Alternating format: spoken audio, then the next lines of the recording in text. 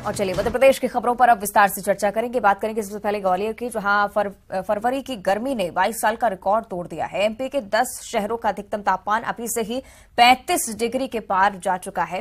22 साल बाद सबसे ज्यादा गर्म रहा 20 फरवरी का दिन। ग्वालियर में सोमवार दिन का तापमान 35.2 डिग्री दर्ज किया गया है। सामान्य से 8 डिग्री ऊपर ग्वालियर का अधिकतम तापमान।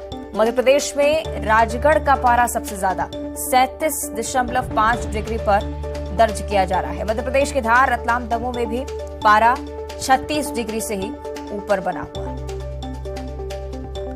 ग्वालियर चंबल अंचल की मुख्य तौर पर अगर बात की जाए तो फरवरी में पहली बार ऐसा हो रहा है पिछले 22 सालों में इतनी गर्मी अभी से पड़ना शुरू हुई है। 10 शहरों का अधिकतम तापमान 35 डिग्री के पार पहुंच गया है।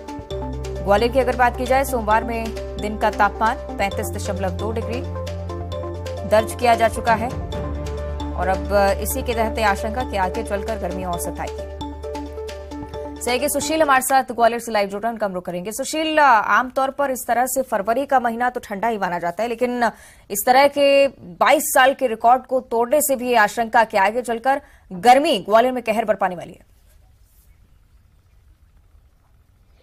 बिल्कुल, देखिए ग्वालियर की गर्मी अपने आप में मशहूर होती है, लेकिन फरवरी में पिछले अगर देखें रिकॉर्ड को तो 22 साल बाद फरवरी में 21 फरवरी के दिन सबसे ज्यादा गर्मी पड़ी है। ग्वालियर का जो तापमान है, सोमवार का दोपहर अधिकतम तापमान 35.2 डिग्री रहा।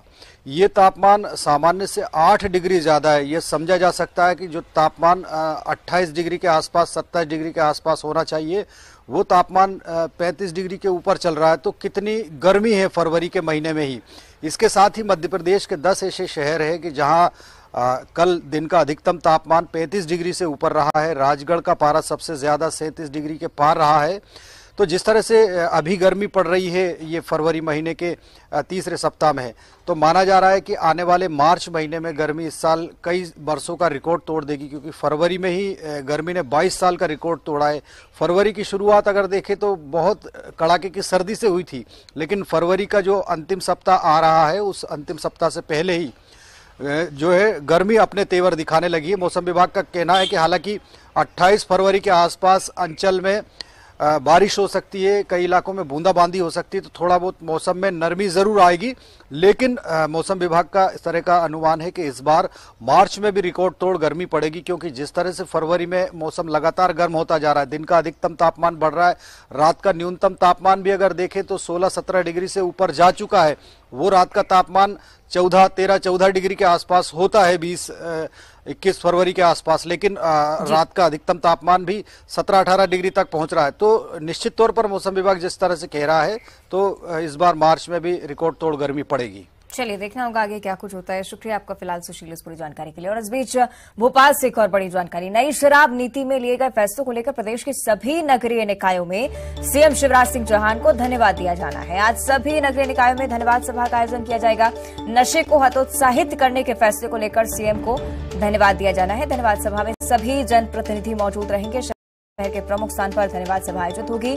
सभी नगरीय निकायों के प्रतिनिधियों से और विशेष रूप से महिला पार्षदों से नगरीय प्रशासन मंत्री ने आग्रह किया है कि धर्म सभा में नई आबकारी नीति और उससे होने वाले लाभ विशेष रूप से महिलाओं की सुरक्षा के प्रति ही है और इसलिए वो भी बड़ी संख्या में इसमें शिरकत करें। अन्य प्रमुख प्रावधानों से आम नागरिकों को अवगत भी इसमें कराया जाएगा।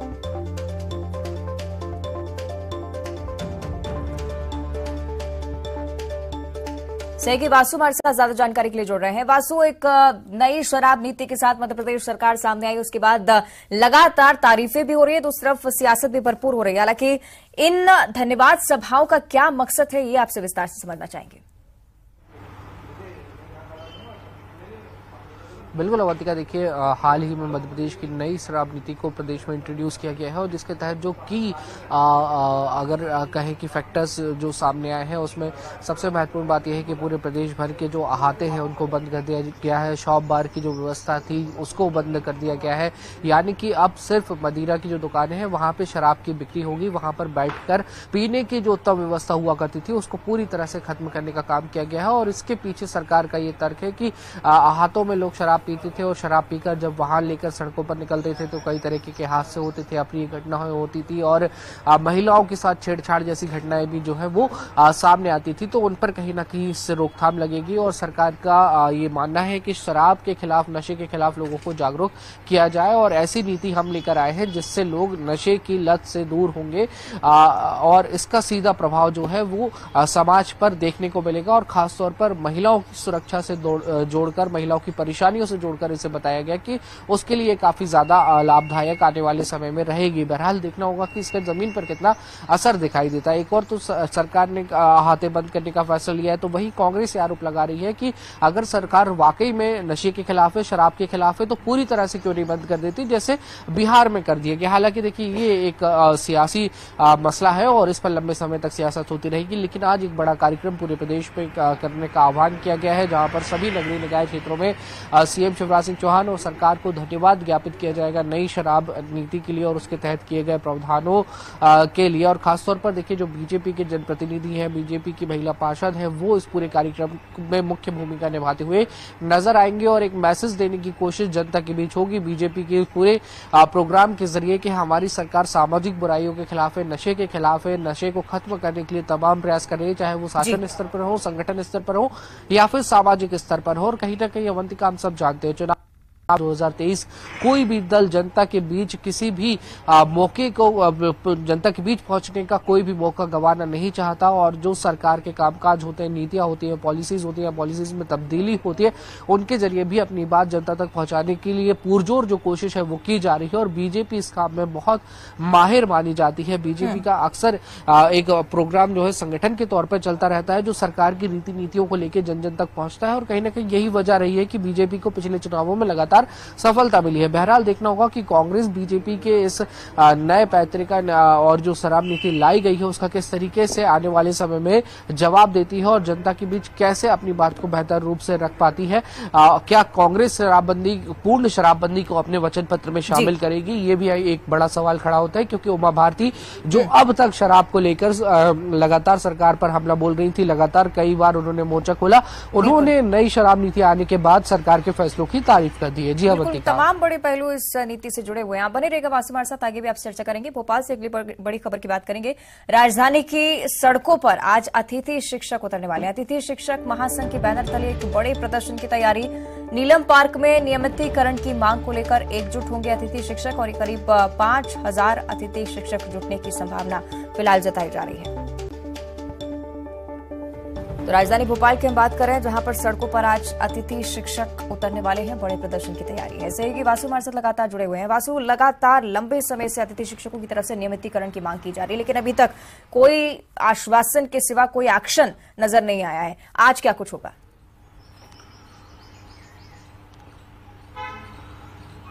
बिल्कुल अवंतिका, देखिए मध्य प्रदेश में शासकीय कर्मचारी हो, अशासकीय कर्मचारी हो या फिर अतिथि शिक्षक, अतिथि विद्वान हो, आउटसोर्स के कर्मचारी हो, इनकी हड़तालों का सिलसिला थमने का नाम नहीं ले रहा है क्योंकि मध्य प्रदेश में चुनावी साल है। सभी संगठन चाहते हैं कि उनकी जो मांगे हैं उनको पूरा किया जाए और इसके लिए वो भरपूर कोशिश करते हुए भी नजर आ रहे हैं। हमने देखा कि बीते माह भी अतिथि शिक्षकों ने भोपाल में आंदोलन किया था और उसमें उन्होंने चेतावनी दी थी कि जल्द ही अगर शासन प्रशासन की ओर से हमारी मांगों की पूर्ति नहीं की जाती है, जिसमें मुख्य रूप से नियमितीकरण की जो मांग है वो शामिल है, तो एक बार फिर से हम भोपाल में एकजुट होंगे और प्रदेश व्यापी आंदोलन शुरू करेंगे। तो उसका असर अब दिखने लगा है। अतिथि शिक्षकों का कहना है कि सरकार से बार बार हर स्तर पर प्रयास करने के बावजूद कोई भी उन्हें संतोषजनक जवाब नहीं मिला है। उनकी मांगों पर क्या कार्रवाई होगी, कब तक कार्रवाई होगी, कैसे कार्रवाई होगी, इसका उन्हें कोई जवाब नहीं मिला है, कोई उत्तर नहीं मिला है। तो एक बार फिर से वो सड़कों पर उतरने और सरकार के खिलाफ आने के लिए लामबंद है, मजबूर है, ये अतिथि शिक्षकों का कहना है। और आज भी बड़े पैमाने पर अतिथि शिक्षक जो है वो भोपाल के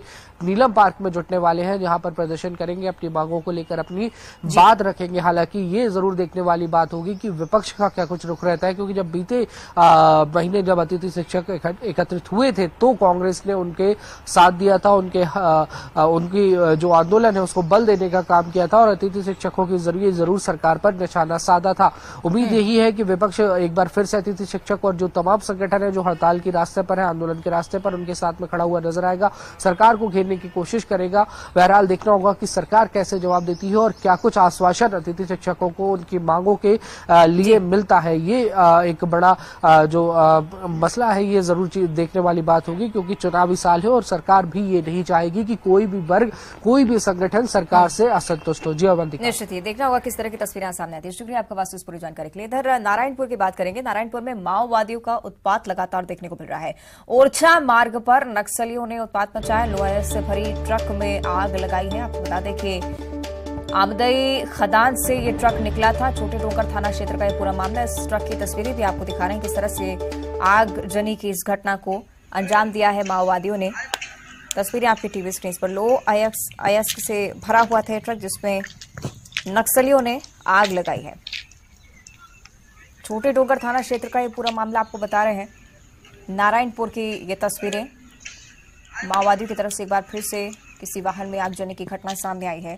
ओरछा मार्ग की ये पूरी घटना है। लो अयस्क से भरा ट्रक जो कि आग के हवाले कर दिया गया। एक बार फिर से दहशत फैलाने की कोशिश नक्सलियों की तरफ से।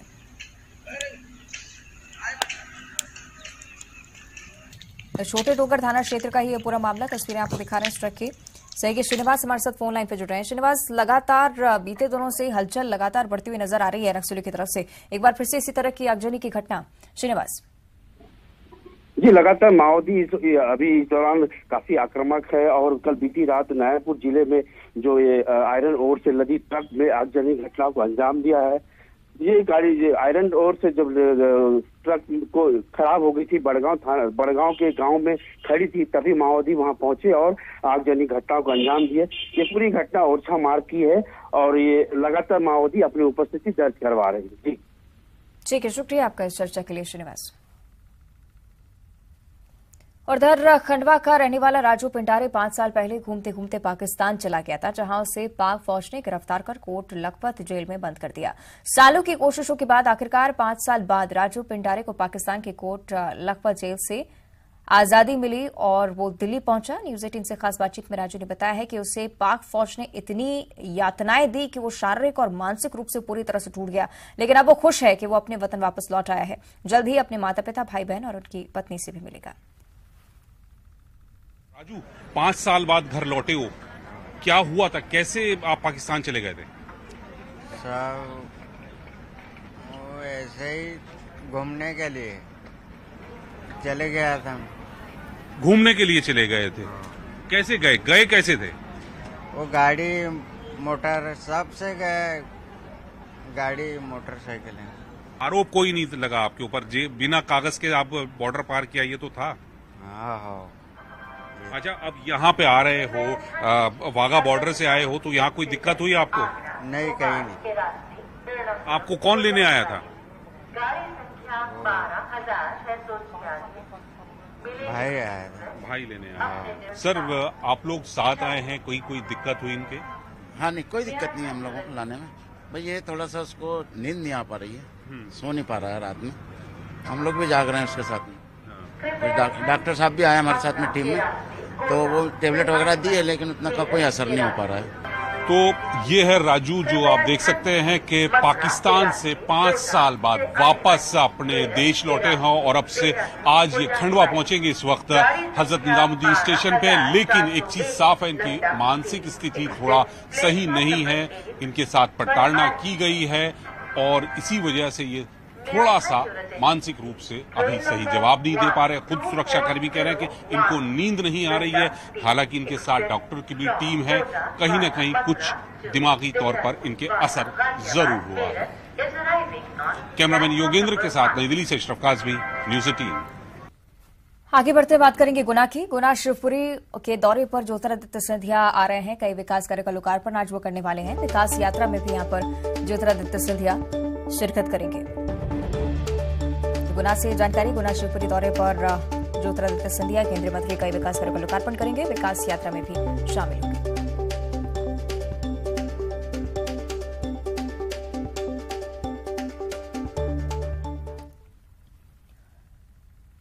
एमपी में 5 निगम मंडलों में नियुक्ति हुई है। कृष्ण मोहन सोनी को भोपाल विकास प्राधिकरण का अध्यक्ष बनाया गया है। वहीं राकेश कोलू शुक्ला को इंदौर विकास प्राधिकरण का उपाध्यक्ष बनाया गया है। पूर्व विधायक घनश्याम को बांस एवं शिल्प विकास बोर्ड का अध्यक्ष नियुक्त किया गया है। बाबूलाल बंजारा को राज्य विमुक्त घुमक्कड़ और अर्ध घुमक्कड़ जाति विकास अभिकरण का अध्यक्ष बनाया गया है। तो वहीं हरीश श्रीवास्तव को योग आयोग का सदस्य बनाया गया।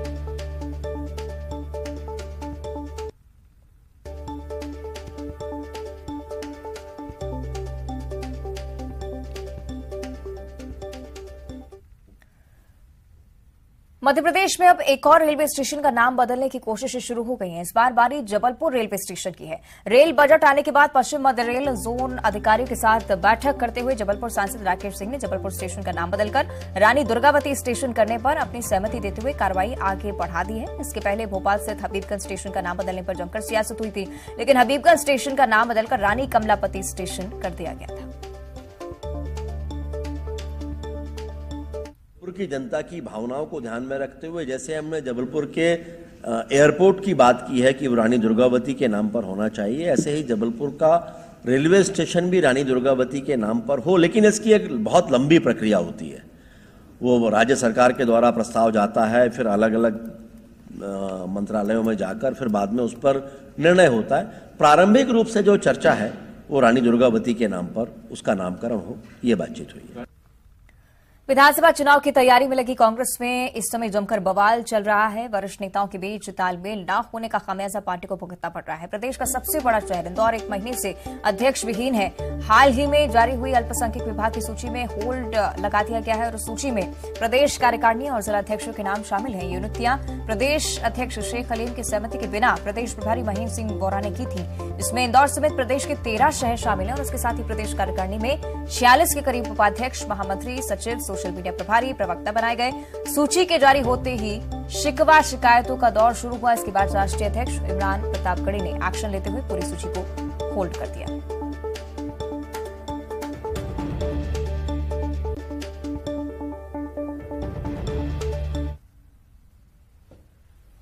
और अपनी अपकमिंग फिल्म के प्रमोशन के लिए इंदौर पहुंची अभिनेत्री श्रद्धा कपूर ने देश के सबसे स्वच्छ शहर इंदौर की जमकर तारीफ की। उन्होंने कहा कि इंदौर कमाल का शहर है, यहाँ लोग बहुत अच्छे हैं। पोहा जलेबी खाए बिना तो यहाँ से कोई नहीं जाता है, इसलिए मैं भी जलेबी खाकर ही वहां से वापस आऊंगी। श्रद्धा कपूर ने स्टेज पर ही जलेबी मंगवाकर खाई।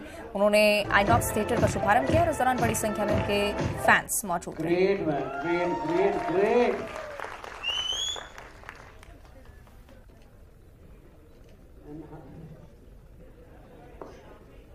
एक्सपीरियंस कैसा है जलेबी?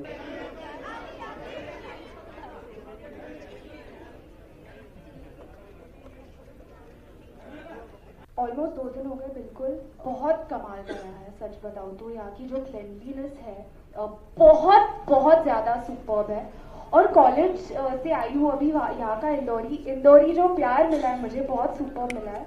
एंड अभी यहाँ पे भी मैंने प्लेटर खाया, खाने का प्लेटर, और खाने का मन करा, लेकिन जलेबी अगर प्लीज कोई जलेबी नहीं खाई यार। पूरी सर को बोल दिया वो कर रहे हैं। वो हो जाएगा ना? प्लीज हो जाएगा। क्या बात है, सुपर। तो मतलब मैं तो फूडी हूँ, तो जलेबी तो खा के जाऊंगी। बुलेटिन में इतना ही। देखते रहिए न्यूज़ 18।